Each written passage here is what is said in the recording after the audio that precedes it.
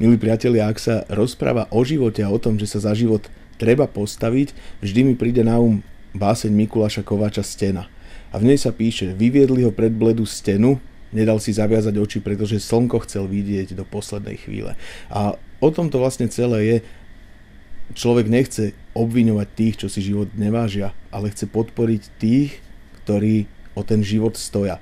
Tak si spomínam aj na jeden príbeh, ktorý som počul, bol to v takej mnohodetnej rodine, ešte niekedy tak v 50. rokoch, a vtedy sa nežilo ľahko a mali už nejakých 5 detí a 6. bolo na ceste, a keď sa tá matka dozvedela, že je tehotná, tak viete, to mi tak utkvelo ešte z detstva v pamäti, že skákala z obrubníka, prevlačila celú kopu kameňov po dvore a nič, to dieťa sa narodilo a bolo životaschopnejšie ako všetky iné a nakoniec z nej mali, to bola ďalšia dcéra, najväčšiu radosť teda zo všetkých, lebo sa najviac vydarila. Čiže aj to, čo je nechcené, nakoniec môže byť úplne krásne a najlepšie.